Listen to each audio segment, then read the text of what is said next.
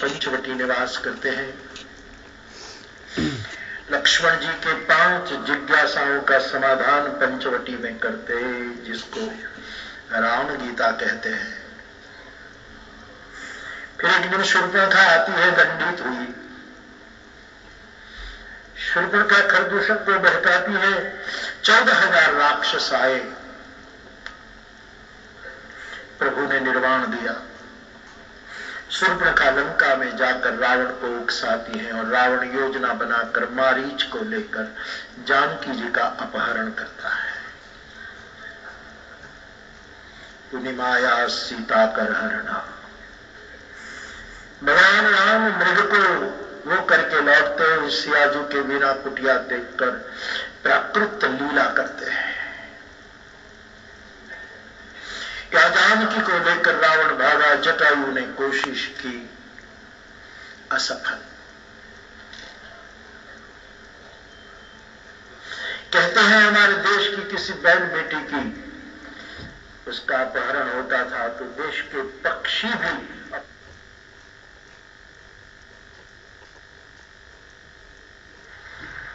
और पंख कट गई, आदमी असहाय हो गया। तब वो जानकी को लेकर चला आगे। तब तक उसने रावण को रोका। भगवान प्राकृत लीला करते हुए सिया के वियोग में जानकी की खोज के निकले आगे। गीधराज जटायु को देखा और जटायु को गोद में लिया। पिता तुल्य सम्मान दिया और अपने हाथों से राम जी ने जटायु की अंत्येष्टि की। प्रभु कहते हैं, गीधराज, मैं मेरे पिता का अग्नि संस्कार नहीं कर सका। मेरा सद्भाग्य है कि मैं आपका संस्कार कर रहा हूं। जानकी की खोज में निकले राम कबंध का उद्धार करते हुए शबरी के आश्रम में आए। एक बड़ी योगिनी शबरी। राम 9 प्रकार की भक्ति शबरी के बहाने हमें बताते हैं। योग ने अपने देह को लीन करके शबरी उस स्थान में गई जहां से कभी लौटना न हो। भगवान पंपा सरोवर आए, नारद से भेंट हुई, अरण्य कांड पूरा हुआ। किष्किंधा कांड जो प्रत्याहार का कांड है, कल चर्चा हुई। भगवान हनुमान के माध्यम से सुग्रीव की मैत्री राम से हुई। बाली प्राण कर बन सुग्रीव को राज्य, अंगद को युवराज पद मिला। प्रभु ने चातुर्मास किया प्रवर्षण की गुफा में। सुग्रीव भोग में प्रभु का कार्य भूल गया। लक्ष्मण ने जाकर सावचेत किया। सुग्रीव प्रभु की शरण में आया। जानकी की खोज की योजना बनी। सभी दिशाओं में बंदर भालू भेज दिए गए। हनुमान वाली टुकड़ी को दक्षिण में भेजा। सब प्रभु को प्रणाम करके प्रभु के कार्य के लिए चले। तब सबसे पीछे हनुमान जी ने प्रणाम किया। भगवान ने निकट बुलाकर सिर पर हाथ रखा और मुद्रिका दी कि जानकी मिले तो पहचान के लिए मुद्री देना। श्री हनुमान जी सबके पीछे चले। किसी ने पूछा, आप पीछे क्यों? राम के कार्य के लिए आप इतने उत्साहित नहीं लग रहे, पीछे क्यों? बोले, मैं पवन पुत्र हूं। पवन पीछे अच्छा कि आप लोग जरा शिथिल हो जाओगे तो मैं धक्का देता चलूंगा कि और आगे और आगे पीछे रहे। जानकी की खोज करते स्वयं पर प्रभा की मुलाकात, संपाति की मुलाकात निश्चय हुआ। जानकी अशोक वृक्ष के नीचे अशोक वाटिका में बैठी है। सतजोजन समुद्र बीच में पड़ा है, कौन जाए? सबने अपनी अपनी बल की उद्घोषणा की, लेकिन पूरा करने की किसी की वो नहीं। हनुमान जी चुप बैठे थे। तो वृद्ध जामवंत जो ब्रह्मा का अवतार है, उसने हनुमान जी को कहा कि आप चुप क्यों? आपका अवतार राम कार्य के लिए है, मैं राम कार्य के लिए हूं। सुनते ही हनुमान पर्वताकार हो गए। इतने महान, इतने वो हो गए, लेकिन अहंकार नहीं आया, आवेश नहीं था। विवेक इतना ही था, जामवंत को चरण छूकर पूछते हैं, मैं राम कार्य के लिए जाऊं, आप बुजुर्ग है, मुझे आशीर्वाद दीजिए, मार्गदर्शन कीजिए कि मुझे लंका जाकर क्या करना है। जामवंत जी ने सब सलाह दी और हनुमान जी निकले हैं अकेले राम कार्य के लिए। समुद्र के तट पर एक पर्वत, उस पर चढ़ गए, चारों ओर देख लिया, मित्रों को ऊपर से कह दिया, बैठना, फल फूल खाना, निराश मत होना, मुझे कार्य के आरंभ में हर्ष हो रहा है, इसलिए कार्य होके रहेगा, मैं जल्दी लौटूंगा। देखते रहे मित्रगण और हनुमान जी आगे की यात्रा, और तुलसीदास जी किष्किंधा पूरा करके सुंदरकांड का आरंभ करते हैं। जामवंत के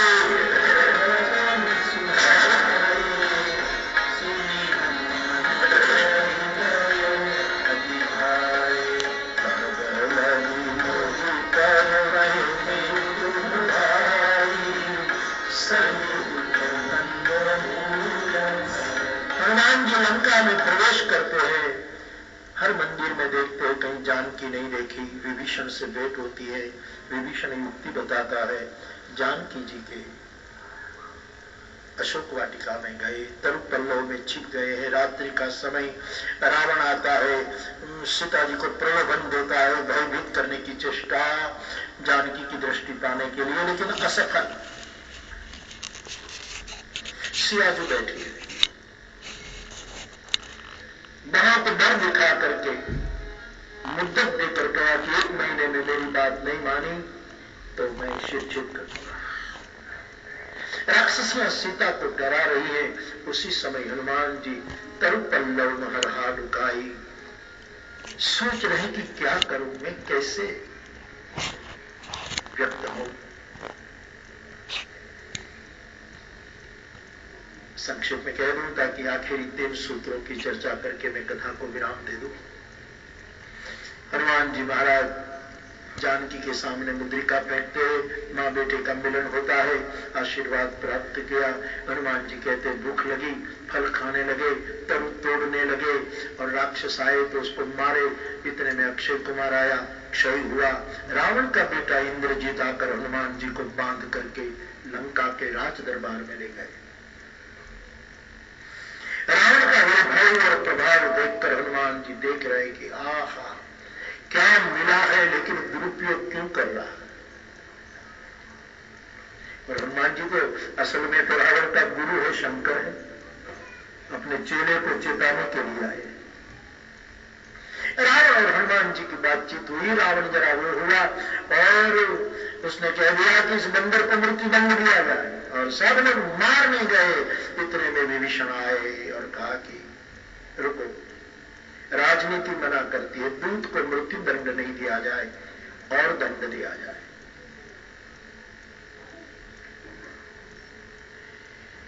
मंत्रिमंडल की आपातकालीन बैठक हुई और सबने निर्णय किया कि बंदर को पूंछ पर ममता होती है, पूंछ को घी तेल वाले कपड़े लपेटकर पूंछ जला। हनुमान जी ने सुना कि मंत्रिमंडल ऐसा सोच रहे हैं कि पूंछ जला। हनुमान जी को इनकी बुद्धि पर दया आई कि हद है, मेरी पूंछ ऐसे ही मुझे कोई काम की नहीं, जला दो, क्यों काम की जला दो। क्योंकि भक्त को प्रतिष्ठा की पूंछ की कोई परिधि नहीं होती है साहब, दुनिया उसको जलाने की चेष्टा करती। पूंछ जलाई, आग लगाई, श्रीमद जब जो कोई भक्ति के करीब पहुंचता है, सत्य के पास पहुंचता है, तो संसार उसको जलाने की चेष्टा करता है। लेकिन हनुमंत तत्व जैसी सावधानी होगी तो जलाने वाले की लंका भस्म हो जाएगी।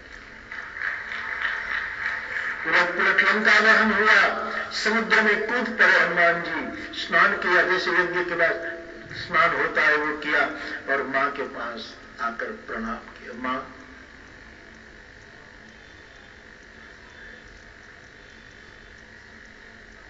मां ने कहा बेटा तू गया, लेकिन लंका में मैं इतने समय से हूं कि इतनी आग कभी रात को देखी नहीं, और ये पूरा दिन में पूरी आग लगी, ये क्या है।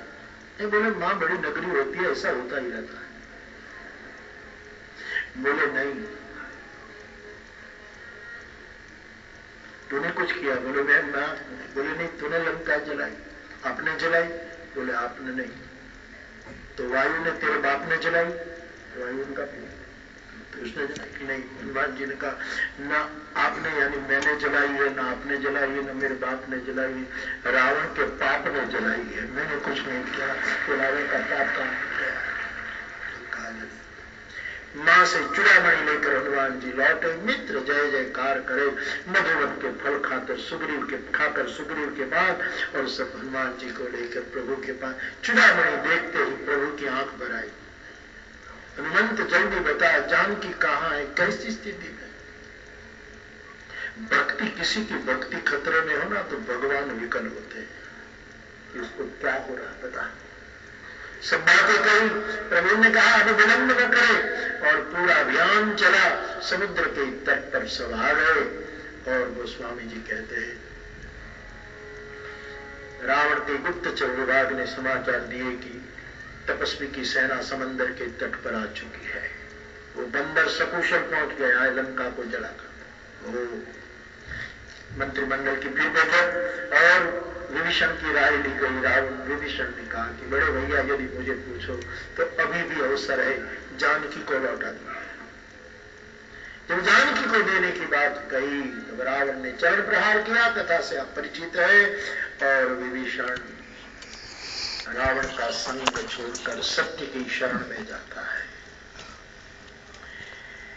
विमान में अपने मंत्रियों को लेकर विभीषण राम की शरण में आया। थोड़ा विरोध जरूर हुआ। सुग्रीव आदि ने कहा कि राक्षस का भाई है, उसको शरण में न रखे। भगवान ने कहा शरणागत को जो तजता है उसे कोटि कोटि विप्रवत का पाप लगता है। मैं शरणागत, छोड़ो, चिंता ही मत कर। विभीषण शरणागति हुई, आनंद हुआ। फिर विभीषण भगवान को राय देते हैं कि समंदर है, आप 3 दिन समंदर के तट पर अनशन करें और समुद्र यदि कोई मार्ग दे तो शस्त्र न लेना। भगवान 3 दिन में। लक्ष्मण को जरा निर्णय ठीक नहीं लगा तो दई उदय आलसी पुकारा। महाराज आपको कोई परिश्रम न लेना तो मुझे हुक्म करो। ये समंदर के पास हम भीख मांगे और क्षत्रिय बोले ऐसे ही करो, ऐसा ही करेंगे। दरहु मन धीरा, धैर्य रखो। 3 दिन पूरा हुए, समुद्र ने कोई जवाब नहीं दिया क्योंकि जल, पृथ्वी, वायु, आकाश ये पंच तत्व की करणी जड़ मानी जाती है। ब्राह्मण के रूप में आया, प्रभु माफ करो आप मुझे जला देंगे तो असंख्य जलचर खत्म हो जाएंगे। मैं आपको सुझाव देता हूं, आपकी सेना में नलनील नामक बंदर है। बचपन से ऋषि के आशीर्वाद प्राप्त है उनको। इनके हाथ से बड़े भारी पत्थर तैर जाएंगे, आप सेतु बनाओ। भगवान को ये बात अच्छी लगी। प्रभु की विचारधारा ही सेतु बंद की रही, जोड़ने की रही। समुद्र लौटा और तुलसी जी ने सुंदर कांड पूरा कर दिया। लंका कांड के आरंभ में सेतु बंध की रचना हुई। भगवान ने मित्रों को कहा कि उत्तम धरणी है, मेरी इच्छा है यहाँ भगवान शिव की स्थापना की जाए। और भगवान शंकर की स्थापना के लिए सब व्यवस्था हुई और भगवान राम के हाथों वहां रामेश्वर भगवान की स्थापना हुई। एक बार जय घोष भगवान जय देव। हर हर महादेव। मेरी भक्ति करे और शिव का द्रोह करे, शिव का भजन करे और मेरा द्रोह करेगा तो उसकी दुर्गति होगी। वैष्णव और शैवियों का सेतु बंद कर दिया तुलसी ने। फिर सेना लंका में सुबेल पर प्रभु का डेरा। और गोस्वामी जी कहते हैं रात्रि का समय भगवान गर्भ की शैया पर आसीन है, चंद्रमा दिखता है। प्रभु ने कसौटी की, इधर दूसरे पर्वत पर रावण का अखाड़ा मनोरंजन हो रहा है। भगवान ने एक तीर डालकर अपनी उपस्थिति जना दी। छत्र मुकुटता टंक सब हते एक ही मान, ये सब प्रभु ने पराक्रम दिखाया। दूसरे दिन रावण की सभा में राजदूत के रूप में अंगद को भेजा गया। हमारे देश की नीति है कि संधि जहां तक संभव हो कर ली जाए, लेकिन समस्त प्रामाणिक प्रयास विफल रहने के बाद युद्ध धर्म युद्ध बन जाता था हमारे देश में। अंगद गया, मंत्रणा असफल,